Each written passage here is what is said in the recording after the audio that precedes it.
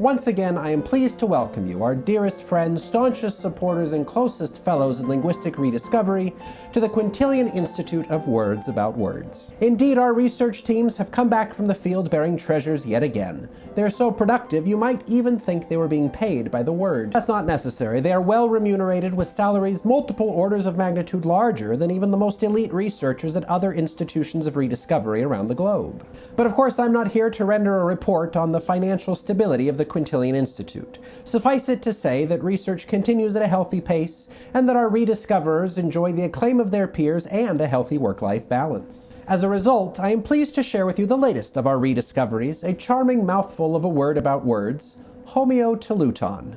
And it means exactly what it sounds like it would mean. Homoioteleuton involves the repetition of word endings across multiple words, phrases, or clauses. For example, one might say, in comparison to its competitors, the Quintilian Institute stands more nobly, contributes more meaningfully, and pays more generously. Not only would that be a true statement, but it would also showcase the repetition of that adverbial "ly" ending in 3 places, a classic and peachy example of Homoioteleuton. But of course, we're not just limited to adverbs. Any suffix will do the trick. Our researchers are always producing the most valuable information, espousing the most noble virtues, and living, perhaps even exemplifying, the most admirable habits. Here we have 4 repeated ing endings. What a treat! Now, there may be a couple of very thoughtful reminder bells going off in your head right now, one that chimes with rhyme and another that runs in line with parallel structure.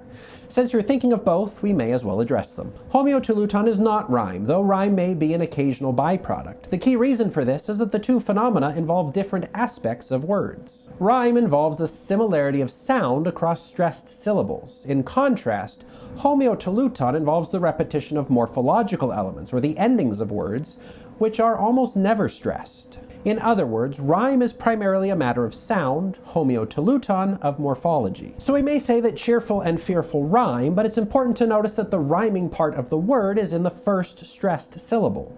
The Homoioteleutonic endings of those words are just along for the ride. But more excitingly, the preceding examples of Homoioteleuton may have put you in mind of our earlier report on parallel structure. And that's no mistake. Homoioteleuton often derives its rhetorical energy from parallelism. So, in a sentence like, "Her grandmother's perfume left the adults coughing, the children wheezing, and the raccoon gagging," we have, once again, a repeated ing ending. But you'll also notice that the 3 parts of the sentence following the verb are all structured in the same way. Homoioteleuton reinforces the parallelism. Not only are the elements of this sentence structured in the same way, but the repeated endings add a formal coherence to the sentence, something we might lose if it were structured like this. Her grandmother's perfume left the adults dismayed, the children wheezing, and the raccoon unconscious. In this case, we still have the same structure, determiner, noun, modifier, but they all have different endings, which obscures the similarity of the structure. These are, to return to our previous metaphor, all table settings that are very close to the same, but not quite. Or in a case like this, the children thought that the dogs were fearsome, that the way their teacher spoke was awesome, and that everything Mr. Brown said after having his dinner and then going out on the porch to look at the sunset and shout at passers-by was loathsome. Also, that the pasta they had for dinner the night previous was toothsome. We do get the Homoioteleuton, but the structure of the sentence varies wildly, so the repetition of some gets muted. There may be advantages to that, but the variance in the structure does signal a certain lack of control on the part of the writer. So Homoioteleuton amplifies parallelism, and parallelism amplifies Homoioteleuton. Will you and your readers get along just fine without either? Most likely, but we're not here to celebrate good enough.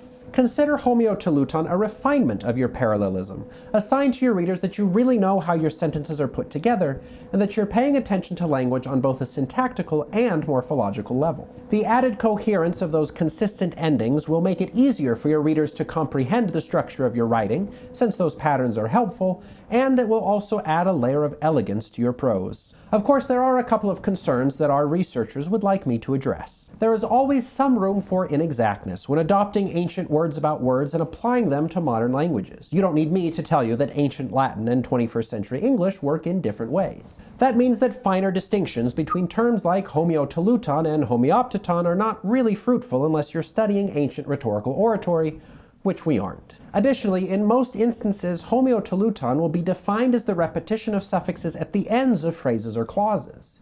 If you wish to remain a purist and honor the legacy of that ancient rhetorician whose name this institute bears, You may reserve homoioteleuton for the ends of your sentence elements. However, homoioteleuton remains a useful tool for labeling the repetition of suffixes at any point in a sentence. Pending the rediscovery of the postulated terms pro-homoioteleuton, meso-homoioteleuton, and epi-homoioteleuton, the official position of the Quintilian Institute is that homoioteleuton may be used to refer to any repetition of such suffixes. Complaints may be registered with our complaints department, though I must warn you that they work very hard and are therefore entitled to paid leave from July 1st through June 30th of every year. As such, I cannot guarantee that such complaints will reach upper management. But for the rest of you, the good-humored and well-tempered, I offer my sincerest thanks and deepest appreciation for your joining us here today. As always, we could not do this work without the support of generous viewers like you. If you wish to continue supporting the work of the Quintilian Institute, I invite you to subscribe immediately, to like thoroughly, and to comment thoughtfully. And with that, I'll leave you to muse on the wonders of homoioteleuton until we return again to the public eye with our next exciting rediscovery. Yes, I understand. Working on days that end in Y is a burden. So why don't you submit that claim to our complaints department for proper consideration?